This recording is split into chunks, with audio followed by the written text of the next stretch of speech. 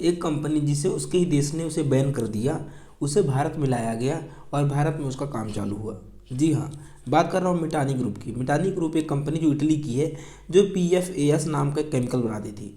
ये केमिकल को forever chemical ये भी कहते हैं, क्योंकि ये पानी में, मिट्टी में और इंसान के अगर अंदर जाए तो आसानी से टूटती नहीं है।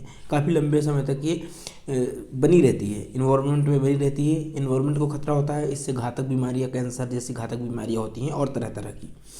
हुआ ये कि ये कंपनी 1968 से 2018 तक इटली में काम कर रही थी। लेकिन ये केमिकल के दौरान जो भी केमिकल बनाने के बाद अपशिष्ट पदार्थ बचते थे, कचड़े निकलते थे, तो ये कंपनी वहाँ वाटर में, अंडरग्राउंड वाटर में फेंक देती थी, उसे वहीं पे वेस्ट कर देती थी।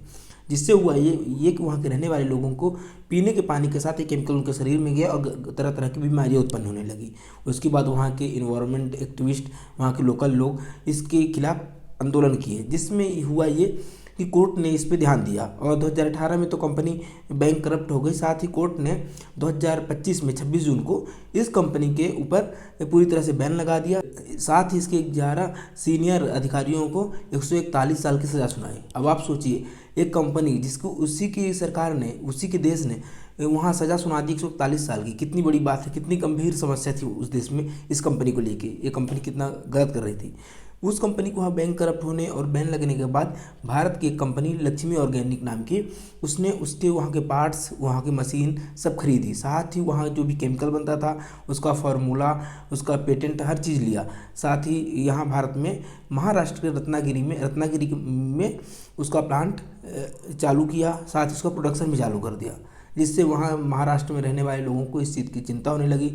इन्वायरमेंट एक्टिविस्ट को भी चिंता होने लगी, क्योंकि ये इन्वायरमेंट के साथ साथ इंसान को भी नुकसान पहुँचाएगी। कंपनी का कहना है कि हमें भारत सरकार से इसका लाइसेंस मिला है और हम इसके अपशिष्ट को अच्छे से बहाएंगे, मतलब ऐसे पानी वानी में नहीं छोड़ेंगे। लेकिन आपको पता है कि भारत में नदी नालों में ही सभी कचरे फेंके जाते हैं, चाहे आम इंसान हो, चाहे बड़ी बड़ी कंपनियां हों। और एक बार लाइसेंस मिल जाता है, एक बार अगर उनका प्रोडक्शन चालू हो जाता है, तो फिर कोई देखने वाला नहीं होता। फिर ये लोग मनमानी कहीं भी फेंक देते हैं वेस्ट, कभी खुले में फेंकेंगे, कभी नदी नाले में। इससे वहाँ के रहने वाले लोगों को गंभीर समस्या का सामना करना पड़ेगा। बीमारियाँ होंगी, कैंसर जैसी घातक बीमारियाँ, जिसका इलाज भी मिलना मुश्किल हो जाता है। इसी बात को लेकर वहाँ के लोगों में चिंता है और ये कंपनी अपना काम स्टार्ट कर दी है। पर सोचने वाली बात यह है कि जिस कंपनी को उसके देश ने बैन कर दिया, इतनी बड़ी गंभीर समस्या है, उसे भारत में लाया गया। आखिर ऐसा क्यों होता है कि भारत में हमेशा वही चीज़ें आती हैं जो या तो उस देश में बैन हो गई हों, ख़राब हो गई हों, पुरानी हो गई हों? ऐसा क्यों? सोचने वाली बात है। इसमें आम इंसान के साथ साथ पर्यावरण को भी नुकसान होगा। इस तरह के केमिकल जो आसानी से ख़त्म नहीं होते, ख़राब नहीं होते, ये लंबे टाइम तक मिट्टी में रहते हैं, पर्यावरण में रहते हैं, यह सबको नुकसान पहुंचाएंगे। आम इंसान, जानवर,